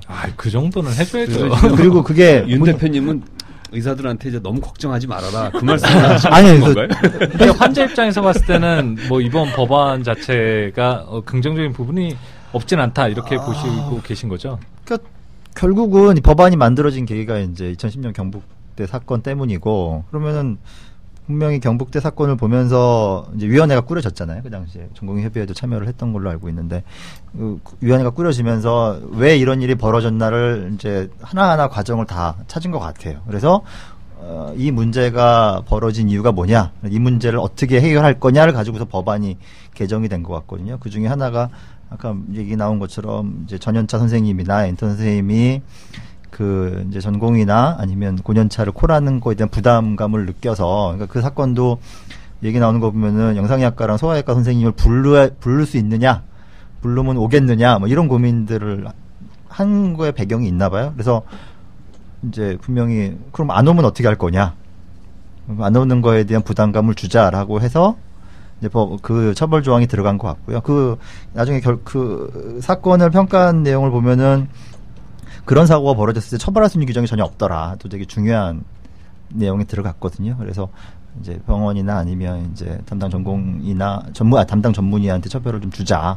그것도 이제 다는 아니고 중대한 환자에게 중대한 문제가 생겼을 경우에 한해서 이렇게 제한이 들어간 것 같아요. 그래서 페이스북에 이제나 트위터에 떠돌아다니는 얘기를 보면은 안 오면 무조건 처벌을 받는 것처럼 이해하시는 분들이 많으시더라고요. 이제 그건 아니다. 아닌 걸로? 네, 그건 아니다. 근데 저는 계속 좀 궁금한 게 있는데 누가 대답을 해주실지 잘 모르겠는데 이제 대한응급의학회에서 조사한 거를 보면은 1년 동안 응급실 찾는 환자가 한 1,000만 명 정도 되는데 그 중에 응급 환자가 20%에서 30%래요. 그러면은 응급실에 꼭 가야 되는 환자만 응급실로 가게 하는 방법은 지금 없나요? 그런 대책은 뭐가 있나요, 지금? 지난번에 이거 오기 전에 지난번 저희가 다뤘던 응급의료 체계에 대한 방송을 다시 한번 들어보니까 당시 출연했던 신당도 선생님이 우리가 방송한 거 다시 들었어요. 네. 그때 오셨는데 패널이었는데. 이게 생각이 안 나서. 다 알 수 있는 건 아니에요. 그날 신당도 선생님이 그 말씀 하셨었거든요. 환자한테 그 부담을 주기가 어렵다. 그러니까 환자 스스로 의학적인 판단을 해야 하는 상황인 것이다. 그러니까 경증이냐 중증이냐 본인이 판단을 해서 선택을 해야 되느냐를 이제 고민을 하신 내용이 있더라고요. 그래서 뭐 환자가 보기에 자기가 정말 경증이다 그러면 당연히 그럴 텐데 그게 애매한 경우는 이제 상급기관을 가는 게 맞고 그리고 응급의료 체계라는 게 일반 진료랑 다르게 처음부터 세팅이 되어 있는 곳은 가는 게 맞다라고 말씀을 하셨더라고요. 무슨 말인지 지금 전혀 이해가 안 돼요. 좀 설명해 주세요. 그러니까 이제 보통은 보면은 일반적인 진료에서는 환자가 병원을 가고 여기서 상급기관 진료가 필요합니다라고 의사가 판단을 하면 상급기관에 보내는데 응급의료 체계는 그게 아니라 환자가 일단 모든 걸 할 수 있는 병원에 가서 당신은 여기까지 올 필요가 없습니다. 내려보내는 순서가 맞다라고 말씀을 하셨더라고요. 그래서 그거에 대한 너무 강한 압박을 하는 게 오히려 좀 부정적이라는 말씀을 좀 하셨고 환자에 대해서. 그래서 환자 스스로 저는 그냥 뭐 열이 나니까 그냥 저녁 때 진료를 받으면 좋겠어요. 아니면 가벼운 열상이니까 그냥 몇 바늘 꼬매고 나가면 되겠어요 하는 환자들은 지금 뭐 응급의료 광역센터 뭐 아니면 뭐 지역센터 지역기관이 아니라 그냥 응급실 정도를 확충을 하는 게 차라리 나을 것 같고요. 또 서울시 같은 경우는 최근에 공공보건 확충 방안에서 야간 진료 야간 진료소 역할을 하는 공공의료 시설을 좀 늘리겠다라고 하는 것도 좀 어떻게 보면 그거랑 좀 맞는 얘기인 것 같기도 하고요. 그러니까 이게 제가 이 말씀을 드리는 이유가 뭐냐면 이제 응급실에 전문의가 뭐 당직을 하든지 온콜을 받든지 해야 된다고 하는 그 법을 이제 바라보시는 일반 시민들이 오해를 좀 하실 수 있을 것 같다는 생각이 들어서 그래요. 왜냐하면은 응급실에 이렇게 많은 환자들이 오는데 참 그 환자는 많고 의사는 뭐 숫자도 적고 또 좀 뭐 능력이 있는 의사가 적어서 많은 문제가 생기고 있다 생각하실 것 같은데 다는 아닐 거라는 생각이 들어서 그러죠. 응급실에 꼭 와야 되는 환자가 아니라 현실적으로 어느 큰 병원에 입원하고 싶어서 그냥 어떤 입원하는 그런 거쳐가는 경로로 응급실을 이용하는 분들도 많이 있거든요. 이제. 그렇죠. 사실상 야간 외래 이용하듯이 이용하시는. 네, 그러면서 이제 응급실의 그런 그 일 업무가 이제 늘어나면서 이제 이런 문제도 생길 수 있거든요. 좀 같이 풀어나가야 되는데 그냥 의료 인력에 관해서 그냥 전문의가 근무하면 이런 게 해결될 거다 생각을 하는 것도 좀 아니한 접근인 것 같아서 그래요. 상황으로 봤을 때는 지금 의도와는 달리 이 응당법이 생긴 취지가 뭐 그 대한전공의협의회에서는 전공의 로딩이라도 좀 줄여보겠다라는 취지도 지금 뭐 시행된 지 얼마 안 됐고 뭐 계도 기간을 갖는다라고 하고 처벌을 안 하겠다라고 한 3개월 사이라서 그런지는 몰라도 그런 효과는 못 본 것 같아요. 전공의들이 로딩이 줄지는 않는 상황인 것 같고요. 전문의가 나오면은 뭐 당연히 전공이 따라 나와야 되는 거고 업무의 자율성이라든지 효율성은 오히려 나빠진 것 같고요. 확실한 거는. 그리고 대형 병원 같은 경우에는 이걸 피해갈 수 있는 방법이 너무나도 많습니다. 지금은 아까도 잠깐 얘기했지만 펠로들 너무 많아졌고요.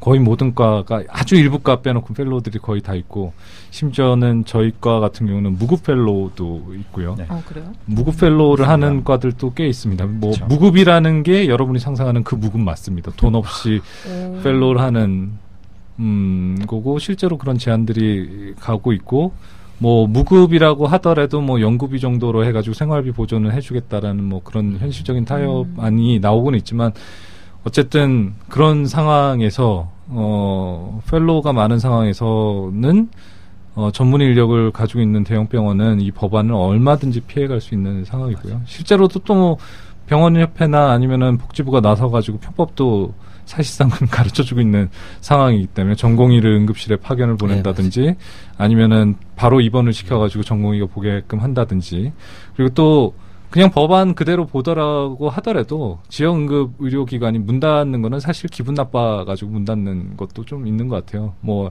어차피 적자인데 이렇게 규제 심해지면 문 닫고 말겠다 하지만 예전과 똑같이 돌아가더라도 다 복지부는 아마 처벌 안 할 겁니다. 제가 생각했을 때는 지금 상황에서는. 그리고 현실적으로 그 병원의 당직 의사가 이제 전문의 1명 정도가 보통은 지역응급 의료기관에서 상주하는 경우가 많은데 거기서 해당 과 입원하면서 모든 과에 다 노티 안 하거든요. 그냥 그 권한을 줍니다. 전과에 봐서 입원해야 되는 상황에는 보고 애매한 경우는 전화 상담해가지고 쏘든지 아니면 나오게끔 하든지 해왔기 때문에 뭐 사실은 이 법안이 있다고 해가지고 정말 뭐 문제가 심각해지진 않은데 지금 의료계가 이런 규제 일변도에 대한 그런 정부의 입장에 대해서 분노하는 것도 상당히 큰 것 같아요. 이거에 대해서는 어떻게 생각하세요? 제 입장에는. 뭐 저도 이제 뭐 사실 각 과마다 지금 이 응답법 같은 경우에는 편법 진짜 막 여러 가지 많거든요. 그 예를 들면 뭐 어느 과는 우리는 그냥 교수님이 직접 나와서 하기로 했어요. 어느 과는 우리는 응급실에 파견 보내기로 했어요. 그건 병원마다도 틀리지만 그 병원 안에는 과마다도 다 틀리더라고요. 그래서 뭔가 지금 그런 거에 대해서 정확한 기준이 없어서 그냥 다 그거를 피해가려고만 생각하고 있기 때문에 결과적으로는 이제 이게 진행이 돼도 어차피 이전하고 그렇게 크게 달라지지 않을 거라는 게 사실은 대세론이고요. 그렇게 또 많이들 생각을 하고 있고 문제는 어느 병원에서 어느 과에서 누가 처음으로 걸리냐 이게 문제인 것 같고 그게 정말 처시가 됐을 때 그 다음에 어떻게 그게 파급될 것인가가 사실 문제인 것 같은데요.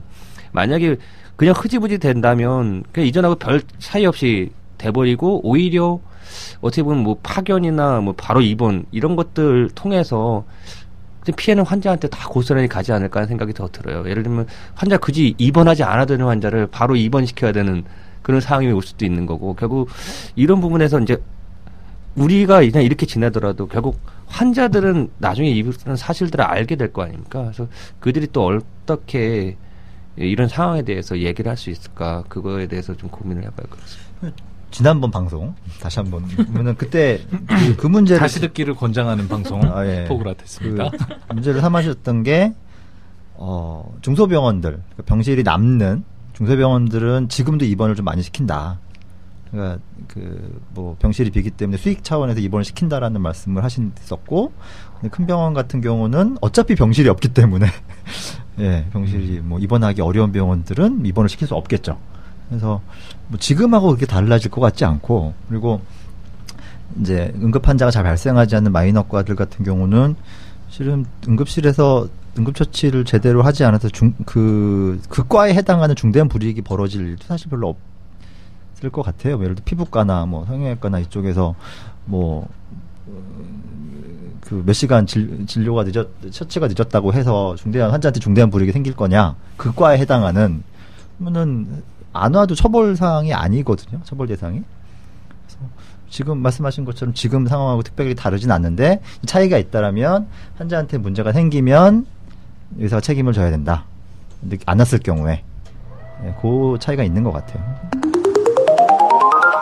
논의를 다시 그 전공의 그 수련 환경이나 근무 환경으로 좀 다시 돌아가자면 어쨌든 지금 드러난 문제점들은 뭐 응당법을 통해서 계기를 통해서 좀 많이 표면화되어 있는데 해결 방안이 있을까요? 근무 환경을 좀 개선하거나 수련 환경을 좀 더 개선하기 위한 해결 방안. 아까 좀 잠깐 얘기하셨을 때는 병협에서 하고 있는 병원협회에서 하고 있는 그 평가를 독립기구로 넘기자라는 얘기를 일단 하셨는데 그런 거 또 대안이 될 수도 있고, 네, 좀 개선 방안에 대해서 좀 약간 얘기를 진행을 했으면 해요. 네.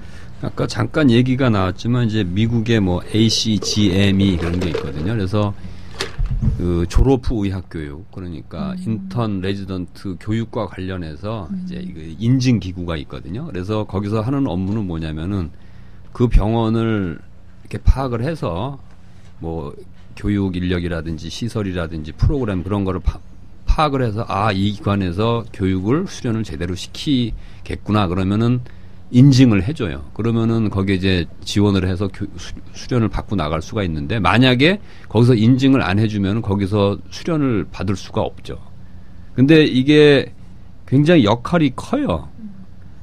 그래서 예를 들어서 미국의 의사들은 어떤 핵심적인 그런 역량을 갖춰야 되느냐 그런 거를 다 일일이 정하고 그러한 것이 이제 의과대학 교육에도 영향을 미쳐서 의과대학 교육에서도 이렇게 교육을 해야 되겠구나 그럴 참고를 할 정도로 이제 권위가 있는 기구거든요. 그래서 얼마 전에 의협에서 이런 뭐 일종의 전공의 수련 평가위원회를 구성을 하겠다 그런 안을 내놨는데 이제 뭐 미국하고 똑같지는 않겠지만 어느 정도 독립성을 갖춘 그런 기구가 생기는 것도 일단 방법의 하나라고 생각을 합니다. 그리고 이제 사실은 어떤 그런 수련 환경을 좋게 해주고 근무 환경이 개선을 하기 위해서 사실은 인력의 문제인 거거든요. 어떻게 보면 인원이 없는 과는 결과적으로 그만큼의 인력이 없기 때문에 그 사람들한테 더욱더 혹사될 수밖에 없는 그런 게 되기 때문에 어떻게 보면 이렇게 기피과 문제라든지 우리가 이제 그 각 과에서 많은 그런 전공의들 또 많은 이제 의학도들이 실제로 기피과를 너무나 지금 이렇게 기피하기 때문에 사실상 그쪽에는 정말 인력이 더 없어지고 하니까 그만큼 계속 나쁜 그런 악순환만 되풀이되는 경향이 있는 것 같아요. 그래서 뭐 그런 부분에 대해서 사실은 이제 정부에서도 그런 부분을 좀 신경을 써봐야 될 것 같고 어떻게 보면 재정적인 지원이라든지 이런 부분에 대해서 실제로 뭐 미국이나 일본 같은 경우에는 미국은 뭐 왜 공공의료에서 어느 정도 재정을 부담을 하고 일본 같은 경우는 실제로 정부에서 거의 100% 그 부담을 하는 걸로 저는 알고 있거든요. 근데 그만큼의 어떤 그런 투자가 재정적인 투자가 필요한 것 같고 그래서 실제로 지금 기피과들을 우리가 실제로 그 과가 싫어서 안 가는 게 아니라 그 과의 전망이 안 좋아서 안 가는 거기 때문에 실제로 내가 여기에 관심이 있고 여기에 소질이 있어도 여기 가면 밥 못 벌어먹기 그냥 그렇게 생각 드니까 못 가는 경우, 예, 그런 경우가 많으니까요. 그럼 그런 거에 대한 실제로 지원을 많이 할 수 있도록 그런 어떤 대대적인 그런 확충 또 개편 이런 것들이 좀 필요할 것 같습니다. 근데 실제로 기피과들은 그 수련을 받아서 그러니까 인력이 많이 필요 없는 과들이 주로 기피과가 되는 거 아닌가요? 이게 그 우리나라 보건의료제도가 총체적으로 문제가 있어서 네. 또 참 풀기가 어려운 게 전문의가 너무 많거든요. 그렇죠. 예, 일단 1차 진료 의사를 많이 양성을 해야 돼야 되는데 전문의가 너무 많이 배출되는 상황에서 그 각각 전공의 그런 레전트를 다 채울 수가 사실은 없어요. 불가능하거든요. 그러니까 흉부외과 같은 경우는 우리나라에서 흉부외과 수술을 해야 하는 병원들이 개수가 이렇게 일단 많을 수 없는 과인 것 같고, 그러면 그 과에서 요구하는 전공의를 다 채우는, 그러니까 이제 어떤 수련을 받는 사람이 뿐 아니라 수련 목적이 아니라 어떤 값싼 노동력의 목적으로 사람을 썼을 때 그 사람들이 나중에 이제 그 역할을 계속 할 수 있는 자리가 부족하다면 그거는 전공의가 아니라 다른 제도로 해결을 한다거나 몇 번 얘기했지만 의과대학, 그렇죠? 의학전문대학원 학생 정원보다 전공의 정원이 많거든요. 네. 그래서 그 문제는 뭐 계속 뭐 숙가 문제나 이런 걸로 접근을 아무리 숙가를 올리더라도 저는 전공의를 채울 수 없다고 생각하거든요. 그래서 그거는 그런 방법으로 해결될 건 좀 아닌 것 같고 오히려 뭐 요즘 사실 전공의협회는 반대하는 걸로 알지만 PA 제도를 쓰는 게 차라리 낫지 않나. 왜냐하면 그냥 값싼 뭐 비용을 절감하기 위한 거는 PA가 하고 전문 간호사들이 하고 전공의는 좀 더 다른 일을 하는 게 맞지 않나 생각까지 들거든요. 뭐 저도 궁극적으로는 의사의 그 몸값이라고 해야 되나요?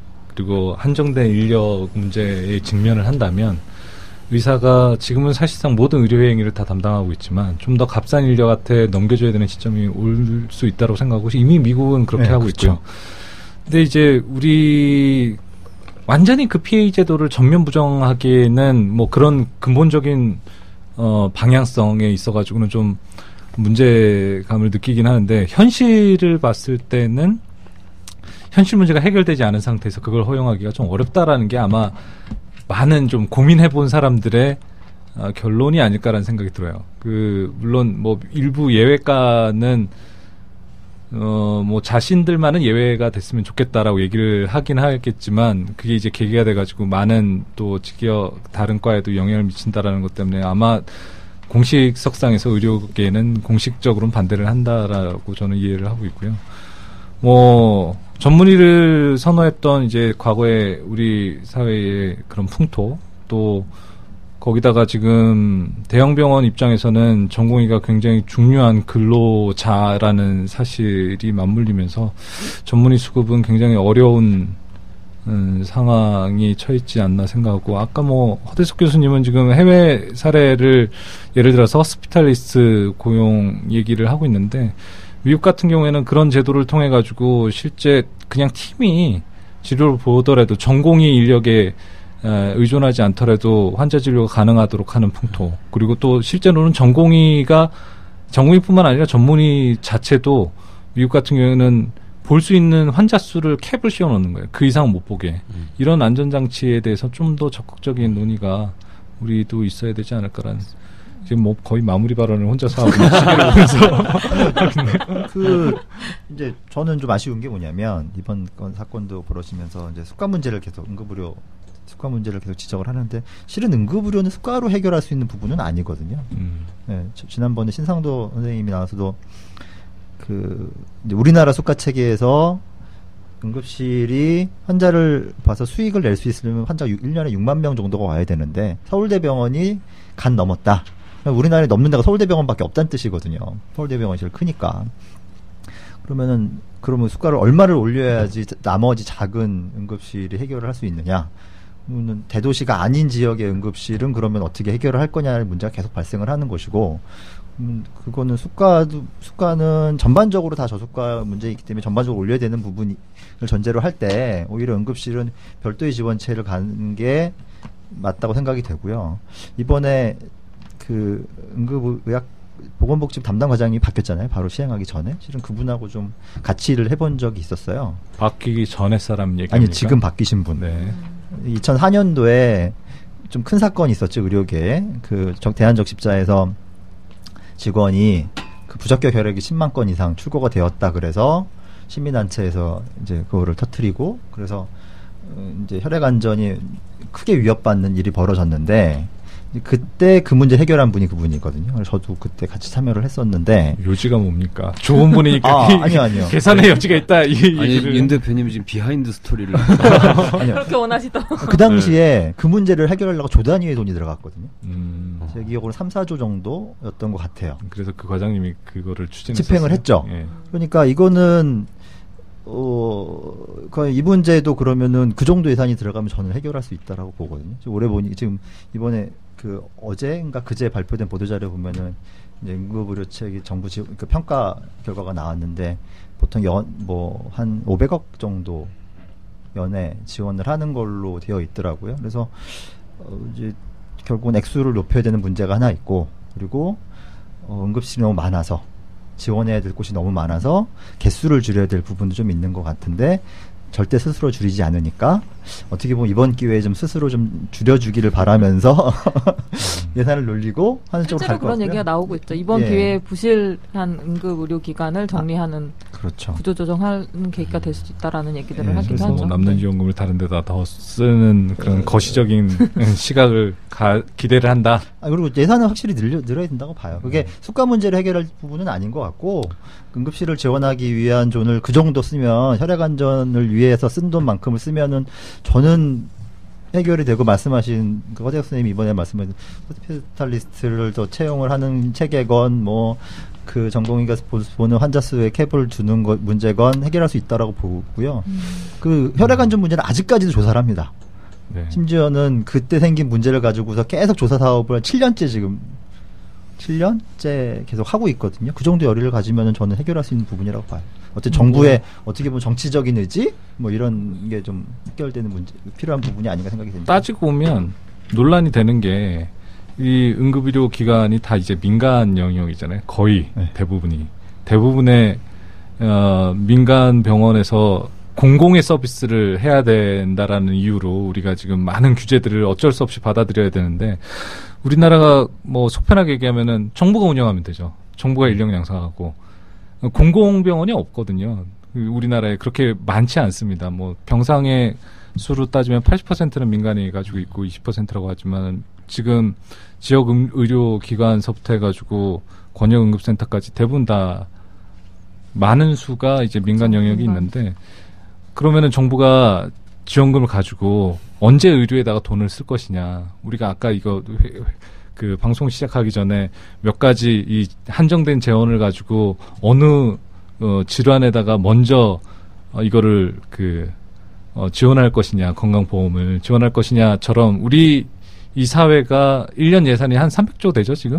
300조 정도 되는 예산을 언젠가 전폭적으로 의료 문제 해결할 것이냐, 그 임계점이 아직 안 와닿았기 때문에 우리가 이런 고민을 하고 있는 거 아닌가라는 근본적인 생각도 한번 해봅니다.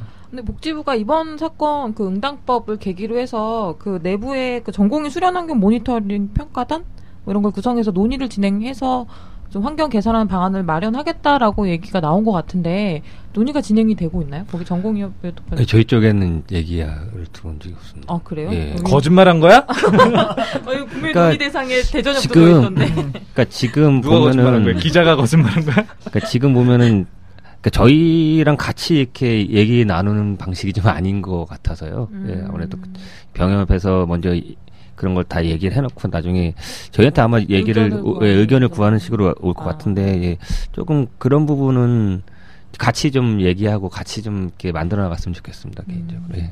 일단 미국에서는 그 전공의 그 수련 환경 이런 거와 관련된 논문도 아까 말씀하신 많이 진행이 되고 있는데, 우리는 거의 그런 건 같긴 하지만 그 미국에서 나온 논문 중에는 전공의들의 과로가 음주운전보다 더 위험하다라는 게 논문이 나올 정도로 결국은 그 전공의들이 업무 로딩이 너무 강해서 과로하게 되면 그 피해는 고스란히 환자들한테 돌아가는 거잖아요.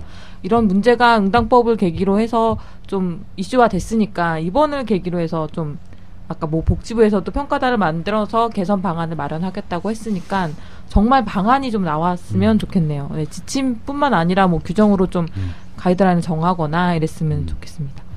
네, 저는 사실 의사의 경력에 있어서 전공의 때가 어떻게 보면 그 꽃을 피우는 시기거든요. 보면은 이제 의과대학, 의학전문대학원 다니다가 인턴, 레지던트 하고 그다음에 뭐 전문의를 하는 사람도 있고 안 하는 사람도 있지만 그다음에 개업하고 봉직이 뭐 교수 또 환자를 안 보는 의사도 있지만은 사실은 전공 있다가 돌아보면 제일 재밌기도 하고 배우는 것도 많고 굉장히 좋은 시기인데 좀 이런 것들이 잘 해결돼서 이 얼마 전에 청년의사 기사 제목을 보니까 전공의의 인간다운 삶을 허하라. 그래서 좀 인간다운 전공의 생활을 할 수 있었으면 좋겠습니다. 저는 뭐 그냥 젊은의사로서 그냥 우리가 의사로서 환자를 정말로 열심히 봐야 된다는 거는 사명감이라고 생각을 하고요. 그런 환자를 정말 잘 볼 수 있는 그런 좋은 환경을 만들어주는 게 앞으로의 어떤 우리 의료계의 가장 큰 좋은 미래가 또 열릴 수 있지 않을까 하는 생각합니다. 그 의사 선생님들 만나면 가끔가다 굉장히 초인적인 능력을 발휘할 때가 있으시거든요. 하루에 그러니까 개원을 하신 분들 굉장히 많은 숫자의 환자를 그냥 잘 보고 넘어가고 이런 것들을 보면 실은 어떻게 저렇게 할 수 있을까 보면 아 전공의 때 정말 힘들게 했기 때문에 저게 가능한 게 아닌가 극한의 상황에서 그렇죠. 그러니까 순간적으로 어떤 좀 복잡한 문제가 동시에 엮였을 때 순간적으로 판단하고 해결하는 능력은 그런 일을 자주 겪어봐야 할 수 있는 일인데 아 전공의 때 저런 일을 많이 겪어봤기 때문에 할 수 있는 게 아닌가 생각이 들면서 어떻게 보면은 그렇게 힘든 과정을 일생에 한두 번 이제 좀 어떤 기간 그게 너무 길면 문제가 되겠지만 좀 짧은 기간 동안에는 좀 겪는 것도 나쁘진 않겠다라는 생각이 들고요. 근데 뭐 군대 갔다 오신 분들 다들 아시겠지만 4년 동안 그런 생활을 하라 그러면 좀 힘들거든요. 이등병 생활 6개월 내지는 뭐 상병 되기 전에 1년 이렇게 한번 해도 그 후에 그게 좀 익숙해서 비슷한 상황을 겪었을 때 충분히 해결할 수 있을 거라 생각이 들고 뭐 최근에 의협에서도 실은 전공의가 좀 과로하는 문제에 대해서 의협 회장님께서 굉장히 좀 열의를 가지고 하시다가 지금 잠깐 주춤하지긴 했지만 또 병협이나 의협이나 정부에서 모두 다 관심을 가지면 잘 해결이 될 수 있을 거라 생각이 들고요. 군대 얘기를 하면은 결국 군대에서 예전에 뭐 많이 맞았잖아요. 맞고 힘들게 생활하다가 요즘은 군대 많이 편해졌다 얘기 나오는 게 중간에서 좀 희생한 사람들. 그러니까 내가 이등병 때 힘들었지만 나는 병장이 돼서 괴롭히지 않을래 라고 했던 사람들이 있었기 때문에 가능한 일이거든요. 그래서 선배 의사이신 분들이 그런 문제를 좀 이해를 하고 그래 내가 고생을 했지만 나는 내 대로 끝낼래 하는 좀 결심을 하셨으면 좋겠습니다. 사실 굉장히 중요한 말씀을 해주셨는데요. 뭐 전공의 내부 사회에서도 그런 골이 끊어야 될 것들을 전공의 협의회에서 아마 많이 찾아서 바꿔야 될 부분이 있을 것 같습니다. 뭐 구체적인 얘기를 들기에는 이제 마무리니까 그렇다고 하더라도 뭐 응당법 문제를 가지고 우리가 얘기를 하면서 이제 전공의 문제도 얘기했는데 이 응당법은 사실 우리 의료 제도 전반에 미치는 영향이 너무 많기 때문에 뭐 그냥 덮고 관행적으로 넘어가더라도 문제가 되지 않을 것이다. 아니면 편법을 사용하면 된다라고 넘어가지 말고 좀 이거를 사회 이슈화 좀 할 필요가 있을 것 같은데요. 그런데 좀 의료계가 오히려 적극적으로 나서야 됨에도 불구하고 약간 주저주저하는 듯한 느낌도 들고요. 또 아예 문제가 커질 때까지 기다려보겠다라는 뭐 시각도 있는 것 같고요. 그래서 좀 안타깝습니다. 전공의 처우 문제만 저희가 다뤘는데 사실 최근에는 뭐 그러면은 대형 병원의 교수들은 놀고 있는 사람들 내지는 착취를 하는 전공의 인력을 착취하는 것처럼 혹시라도 오해할 수 있어서 제가 마무리하면서 변명을 좀 그분들을 위해서 드리자면 사실 우리나라 대학병원 교수님도 해외에 있는 그냥 그 교원이라고 해야 되나요? 교수로 생활하시는 분보다 로딩이 굉장히 많습니다. 사실 연구나 논문에 대한 압박이라든지 환자 임상진료나 그 실적에 대한 압박이 굉장히 커서 그분들에 대한 또 사실은 초우 대책도 필요하다라는 이야기들이 나오고 있는데 아무튼 그런 갈등 쪽으로 가지 말고 직역 간의 갈등 쪽으로 가지 말고 일단은 전공의들의 인간으로서의 기본적인 권리 그리고 환자 안전에 초점을 맞춰서 문제가 좀 해결 나갔으면 하는 바람입니다. 방청객 두 분의 의견이 어떤지 마무리로 좀 네. 들어보고 마무리하면 어떨까 싶은데요. 우리 김도영 학생은 어땠어요? 일단 미래 그 전공이 꿈나무로서 너무 와닿는 주제였고 그래서 마음 한켠이 좀 답답해짐을 느꼈는데 나는 끝났는데 네, 그렇지만 뭐 각 분야의 전문가이신 분들의 의견을 듣고 제 생각을 정리해 볼 수 있는 좋은 시간이었던 것 같습니다. 정재윤 학생. 예, 그리고 저는 아까 그걸 말씀을 드리고 싶었는데, 사실 여기 박재현 교수님 같은 경우 저희 은사님이십니다. 저희가 말하지 않아도 알아요. 그 가르침을 저희가 받았기 때문에 상당히 감개가 무량한 자리였고요.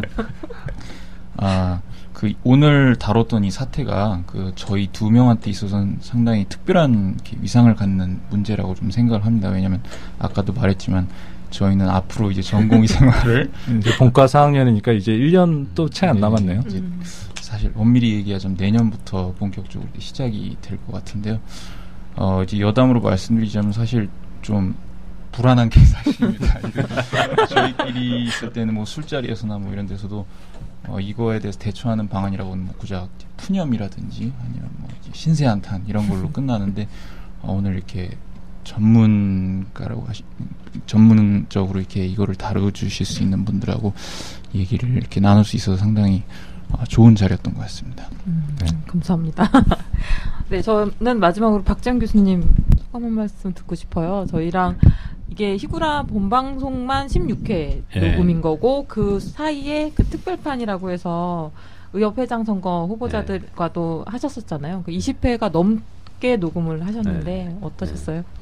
제가 뭐 전에 메모해 놓은 걸 보니까 1월 4일 날 첫 녹음을 했더라고요. 그러니까 8개월이 됐는데 의료계 아주 다양한 쟁점들을 다뤘던 것 같아요. 그런데 이제 얼마 전에도 얘기한 것처럼 이제 엉킨 실타래처럼 이게 참 풀기 힘든 문제들이 많긴 한데 그래도 이렇게 꾸준히 좀 얘기를 하고 좀 이 프로그램 많은 사람이 좀 일단은 들었으면 좋겠어요. 듣고 이제 좀 생각도 같이 하고 또 의견도 내놓고 그러면은 그래도 조금이나마 역할을 하지 않을까 생각을 하면서 좀 많이 들어주시기를 바라겠습니다. 또 멀리서 또 지원을 하겠습니다.